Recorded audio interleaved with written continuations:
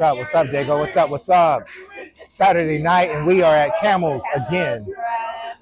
You guys are probably wondering why we keep coming here. Well, there's one reason. One, this patio is amazing, and I love the backdrop, and it makes everything look good. I think one of our most popular shows was here. We have over 100 some views. I'm sure by the end of this week, it's going to triple. So we're probably looking at 300, 400 views, and we're headed there.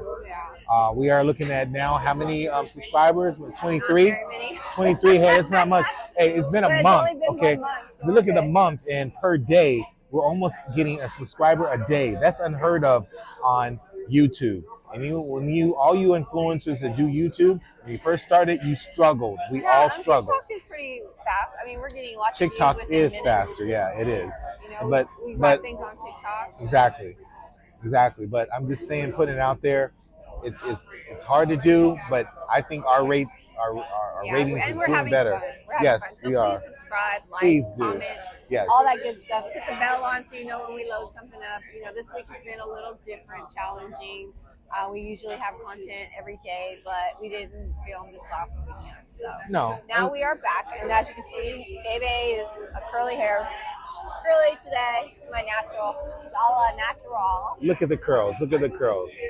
Amazing. And this is her true natural. So our topics today are going to be a little bit different, and I'm trying to remember what I leave up.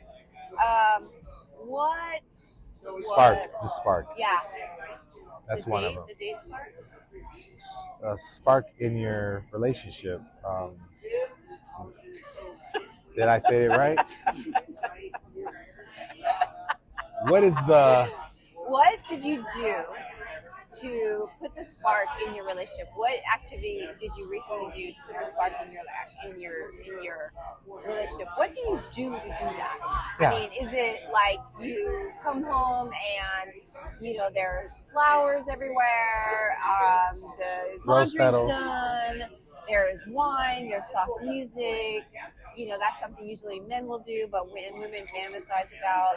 But what is it that you have done that has reignited that spark in your relationship? And that has to happen. Really honestly, it has to happen. I often think when I was living with my husband, and I would think, it would really be nice. I fantasize when he comes through the door to give him a big hug and a kiss and, love on him and grope on him and whatnot. But then when he comes home, I look at him, I'm like, Sucks to be him. Oh, I don't know if I want to do that anymore, because maybe the attitude, maybe he had a bad day at work and he comes in and he's not feeling it, and then my excitement all goes away, and that sucks. But, somebody has to be the person to put the spark back in the relationship, whether it be in the bedroom, whether it be, we've had a show about that before, about, if you're in a relationship, should sex be more or less? Yeah, I remember that one. That was a good one. But, because you get complacent because the person's already there. That's true. When you're there 24/7, it's not like you're dating. Right. And you can be like, oh, I'm hot and horny. We're going to go on a date. We're going to have sex. And then we're going to send you home. But when you live with the person, it's like, yeah. Roll over. Let me plug it in. You know what I'm saying? And then move on. Yeah. Right? And move on. So what have you done lately? What have you done to spice the relationship? In marriages or just relationships?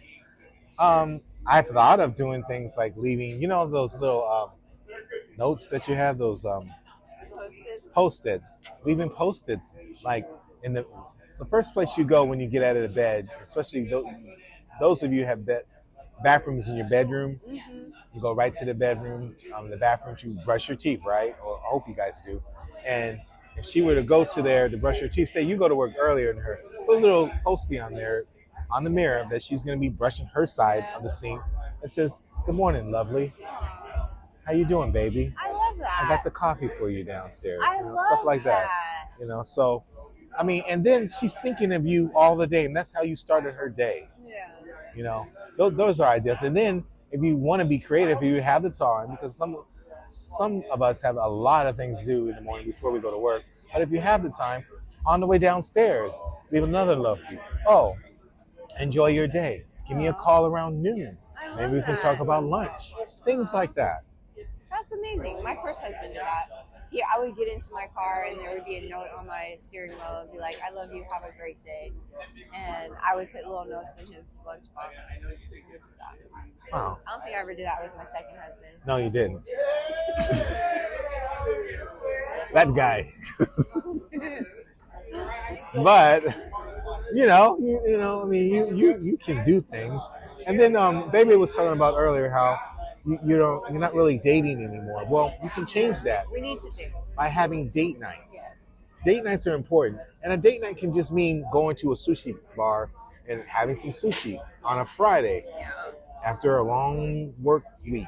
Yeah, I think it's important that we remember to take that time. There's a colleague of mine where her kids are older and it's a blended marriage. So her husband has a son from a different marriage and she has a daughter from a different marriage. And every other weekend the son would go to his mother, the daughter would go to her parents' house because her father's not involved. But what I appreciate about it is because that was their weekend to be together. So they would have a no-kid weekend.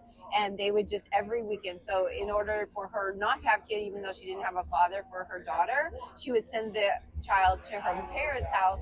Therefore, they can just do whatever it is that they want, whether it just be sit and watch TV, read books, do crafts, whatever. It was a no-kid weekend that they can just do themselves for the weekend and be done with that. And that could be a spark. That's a spark. Absolutely, and that's important, and they've been married for a few years, and like maybe 10 years now, and they still do that. Even though the oldest son is 18 years of age, they still do. It's a no-kid weekend, and the kid now has his own driver's license. He wants to show up at home, and she's like, "No, wait a minute, it's a no-kid weekend. Yeah. You got to still." Yeah. Change the locks. Right, and the husband is a police officer, and it's just important that you still connect, whatever it is, And we get busy, and when you have blended families, it's really hard to,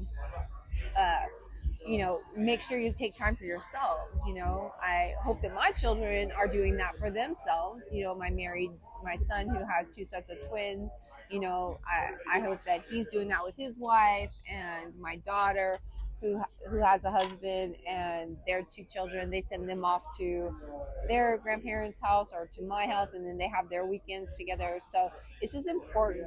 And then as you're empty nesters, like our age, where I'm pushing 60, he's pushing 60. At our age, when we are empty nesters, it's like, and you don't have but each other, how do you keep that spark alive? What do you do to keep that spark alive? Well, one thing I suggest is that you still do date nights.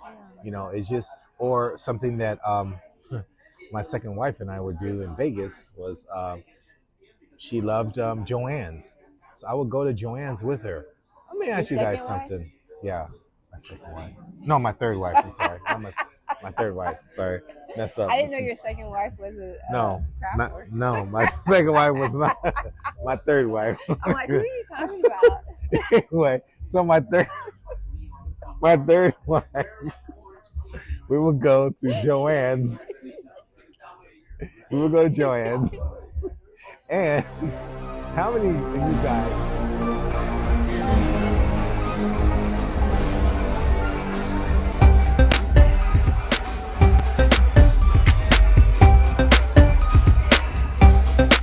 I must confess, she's my best friend. SD Confessions.